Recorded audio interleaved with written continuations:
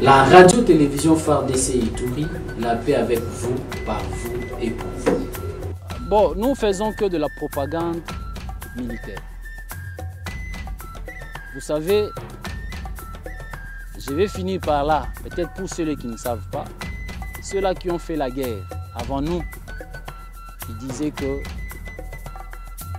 certains, comme je cite Napoléon, il disait il a peur des 3 journaux que de 1000 épées. Et une cartouche, comme on dit encore une fois, une parole dans les opérations vaut 1000 cartouches. C'est dans ces contextes-là que nous travaillons pour détruire l'ennemi avec la communication.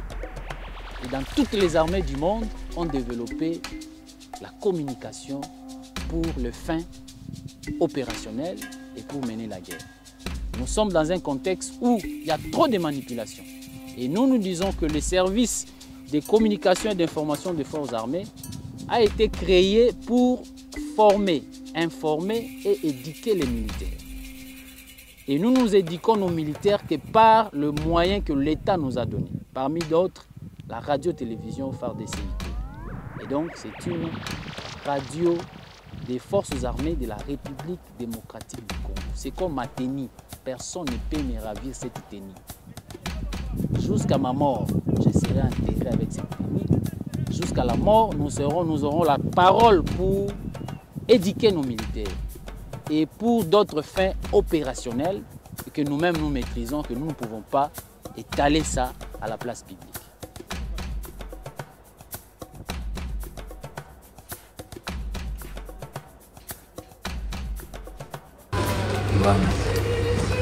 Voilà, nous sommes au plateau de télévision phare d'essai Ituri.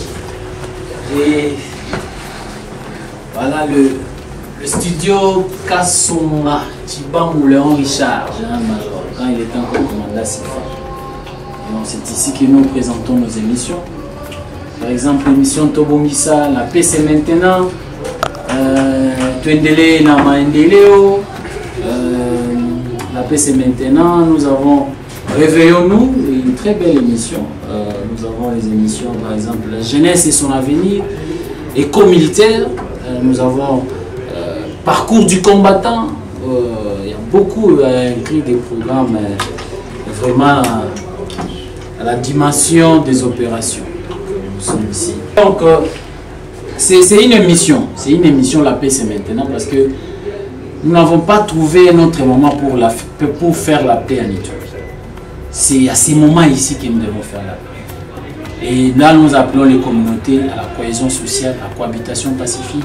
C'est chaque jour. Et nous avons des émissions comme où nous partons à chaque territoire, où nous montrons ce qui est fait, ce qui n'était pas là et ce qui est fait et ce qui doit être fait par rapport à l'intérêt général de la population et conformément aussi aux missions qui nous a été confiées par le commandant suprême à travers le lieutenant-général Luboya à cette période de l'état de siège. La radio-télévision phare d'essai Ituri lutte contre la manipulation, lutte contre la désinformation, lutte contre la mésinformation et lutte contre tous les antivaleurs, même au sein des forces armées. Et là, nous condamnons, et il y a l'école de la PNC. École de la PNC, c'est ici. Il y a école de la justice, école militaire, il y a chronique sanitaire. Et là, nous informons le militaire, nous éduquons les militaires sur l'hygiène dans les opérations. Et donc, c'est vraiment un outil de commandement. Pourtant, c'est une radio qui est vue par certains politiciens comme une radio propagandiste. Bon, ce n'est pas le cas. Peut-être ils sont sous-informés. Je comprends aussi. Ce n'est pas tout le monde qui doit parler de l'armée. Vous comprenez au moins ça. Nous comprenons, nous sommes l'armée. L'armée n'est pas dans ce qu'ils pensent. Et même si c'est la propagande, mais on fait la propagande de qui et de quoi? Comment vous allez interdire de parler des institutions légalement établies? Comment vous pouvez m'interdire ou bien m'empêcher d'éduquer nos militaires au respect des droits internationaux humanitaires? Comment, si notre constitution dit que nous sommes un état des droits, comment ne pouvez pas Comment nous ne pouvons pas éduquer ces militaires et leurs dépendants et la population d'une manière générale au droit, au respect, au respect, hein, aux cultures de paix. Donc ici, c'est comme ça, vous allez voir que nous disons, la radio-télévision phare d'essai Ituri, la paix avec vous, par vous et pour vous. Justement parce que il est temps de faire la paix. Ça trop dirait, ça suffit. Ça suffit. Bendele Koyate, souvenez-vous, Bendele Koyate, et donc, Bendele Koyate. Et Koko est pété. Et ça, c'est. Bon, oui. Bendele Koyate, vous savez, quand le ministre Patrick Moué a dit Bendele Koyate, c'est ce que nous faisons ici. Imaginez cette radio, nous faisons même. Nous retransmettons en direct les briefings du gouvernement. Pourquoi? C'est parce que l'information c'est une arme. C'est lui qui est informé a le pouvoir. Et donc c'est dans ce contexte-là que nous travaillons avec cette radio pour l'intérêt de la population. Donc vous voyez ça avec les donc on est là et on n'a rien. Donc nous travaillons juste pour l'intérêt de la population. L'autorité de l'État. C'est l'autorité de l'État. Les commandants suprêmes des forces armées. C'est les commandants suprêmes des forces armées et de la police nationale congolaise. Donc c'est ça. C'est une radio qui, comme toute autre radio, mais ici avec une dimension opérationnelle, avec info ops, avec la guerre psychologique, la guerre médiatique. Et luttons pour tout ça et surtout encourager nos hommes dans les lignes de front. Et ça, nous le faisons bien. Bon, ici c'est notre. Toi, tu présentes quelle émission? Avancez. Ah, elle présente l'émission La jeunesse et l'avenir. Hein, quoi? Elle présente l'émission La jeunesse et l'avenir.